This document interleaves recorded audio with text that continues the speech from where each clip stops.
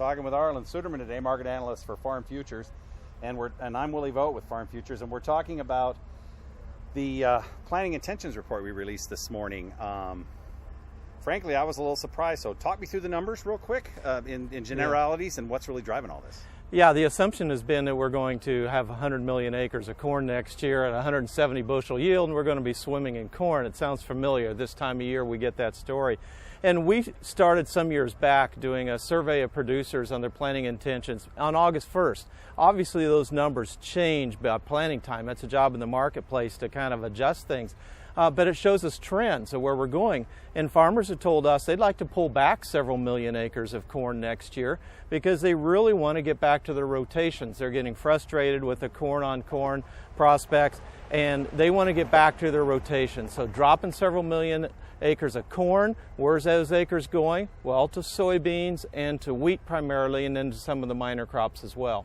It's pretty interesting because, yeah, my intention was, or my thought was, that we would go all the way to the wall next year because we're going to be short corn this year. We're talking, what's our carryover estimated after the August 10 report? 600 million bushels? Yeah, basically we're at the bare pipeline supply is about 650 million bushels. So anything the crop shrinks from this point, the ending stocks stay the same, we just cut demand more. And if the crop would happen to come in bigger, which I don't expect, well, then demand would ease a little bit. We're still at 650 million bushels. I think the other trend to outline here is the fact that this shift from corn to soybeans is also what we're seeing in South America as well. Really? With Argentina shifting about 5% more soybean acres this next year, most of that coming from corn, little from wheat, and also in Brazil as well, because the belief is soybeans is the market to go after for 2013. So with all the major producers making the shift, and we know China's been making this shift as well, China, has been going to corn and not been able to keep up. But it really puts question on our ability to rebuild corn stocks globally next year. Well, that means that someone's going to have to buy acres. Yeah, exactly right. And we're already rationing demand. I mean, how do you buy acres in a market where you're rationing demand? Because you not only got to get back up to the demand levels for production levels, but then you've got to have an even higher level of production to start rebuilding stocks. So the market has to work that much harder to do it. It just doesn't seem to square with 650 December 2013 futures when we look at the work that needs to be done. We're in the 7s or 8s now. I mean, we've been waffling in and out of that. By the way, we are at the Farm Progress Show, and stuff's going by us all the time. But what does that really mean in terms of, if you're saying 650 December 2013, are we talking $8 December 2013 futures? Well, I don't think we can argue $8 yet, but there's been a lot of people out there saying you got to use this rally to really sell the next 2-3 years worth of crops. So when you look at the December 2013 contract at 650, you look at these dynamics of farmers shifting from corn to soybeans, not only here but in South America, it suggests that we're probably going to need 7 or 750 at some point in order to attract the corn acres that we need globally. Do you remember when we used to joke about $8 and we were talking about soybeans at $8? Very much so. What's this going to do to buying in the soybean side? What's November 2013 beans looking like, and is that enough to get me enough acres? Well, and soybeans, yes. That story has to be fought yet, and it's going to be led by this year's tight stocks, driving up the price with November 13 following behind. Now, November 13 is quite a lagger to our $17 nearby, but it's going to have to do some catching up because we got this battle. If you figure $7 corn, it means $15 soybeans basically November 13. So you've got to maintain that ratio. Right now the ratio heavily favors corn, and it shows the market trying to do what it needs to do. That's going to be a big fight. How does this shake out on the wheat side? I mean, if some of those acres are going to wheat and we're worried about moisture, can we really, in the middle of drought, push those acres to wheat if we don't have anything to plant into this fall? Well, and that's a real question. Of course, we're keeping our eye on tropical storm, may soon be Hurricane Isaac, to see what it does. By Tampa, by the way. Yeah, to see if it brings any moisture up in the winter wheat belt. Looks like it will, at least the softwood winter wheat belt. But overall, if you look at the central and southern plains, very dry, summer crops burned up. The philosophy is if you get moisture in the fall, you plant wheat. You plant it everywhere you can. You double crop it, everything, and then you make a decision in the spring whether to keep it, whether wheat's your most profitable crop or not.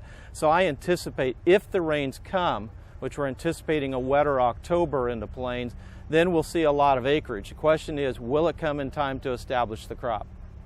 Well, I know that I've heard from our Kansas farmer editor that if they get a quarter inch of rain, they're going to lay down a lot of wheat. And not only for just laying down winter wheat, but we need forage. We've got no feed. How does this play out in terms of the livestock market? You know, the beef producers are pushing on the renewable fuel standard, and there's a lot of questions as to whether or not that'll even matter. But how does this all play out in terms of the grander scheme of things, even in the livestock business? Well, they need feed, and they'll take whatever feed they can get. As you mentioned, wheat feeding certainly helps keep the cow herds going. It's not good for finishing out cattle, adding type of beef that we like, the consumer likes here in America. But this is one of the problems I have with USDA. You look globally, corn and wheat are fairly interchangeable in the global feed market, and we're expanding corn/wheat demand globally at a pace of about 2 billion bushels per year. USDA is expecting or projecting that we'll decrease demand by 716 million bushels this next year. That's a 2.7 billion bushel swing. That's unprecedented, and I don't think today's prices are high enough in order to cause that kind of swing, especially in East Asia where they demand an affordable food supply.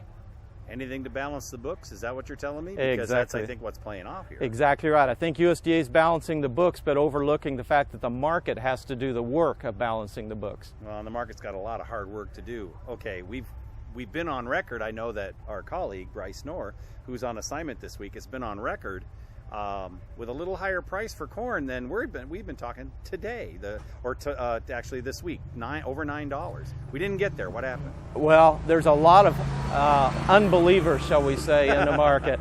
And right now we're seeing this tremendous battle between the bulls and the bears. High-frequency traders are giving us a lot of volatility. It's computer trading, giving us a lot of volatility. Yeah. But the market's pretty range-bound because we have people who believe it's in the teens, and we're among that, 117.6. Yeah. And we have people who believe it's above 140. And there's not much in between. And so you got this battle between the bulls and the bears taking place here until there's more proof of where it is. Wow, and combines are starting to roll, but they're rolling in some of the hottest, driest areas, and we're seeing some pretty odd numbers. I mean, what have you been hearing? I know there was a big crop tour last week, and no one was above 2011 estimates in the field essays they were doing last week. So what does that say to us? Well, I think the take-home messages from the tour was that Minnesota and Iowa corn is not enough to save the national average. We in Minnesota have known that for years. Yes.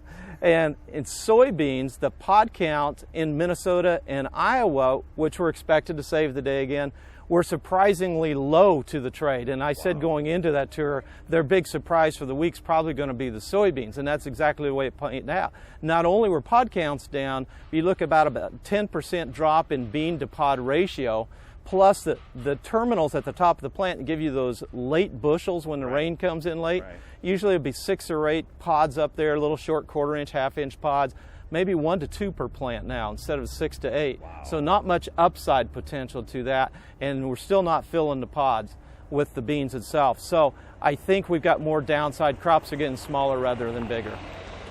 We've had a conversation, and I think we should explore a little bit here in the buzz about the renewable fuel standard. An idea of a renewable fuel standard is if they put the waiver in place, we'll slow down on ethanol production. But that's going to take dry distiller grains out of the market. A new, and I think an understood, less understood than it should be. I don't know how to say that any better. Feed ingredient that if we take DDGs out of the market, we're going to have protein somewhere, and we haven't got enough soybeans. I mean, does everybody understand all this relationship? I don't think so. And there's 2 questions there. The first was whether it'll make a difference in actual demand. And when you look at the dependency of the energy market on an oxygenate and an octane enhancer, those 2 things, and look at the lack of availability of affordable alternatives, I think ethanol demand's not going to be very impacted by it. The other thing is, if it is, and we have seen some slowdown rate because some of the less efficient plants lacking corn in their area, and some of them are going to start gearing up as harvest progresses again. We've seen this decline of DDGs, which has caused protein prices to go out the roof, and has increased demand for soybeans because of the need for crush, not only here but overseas as well. At a time we need to be rationing demand for soybeans, we're increasing it.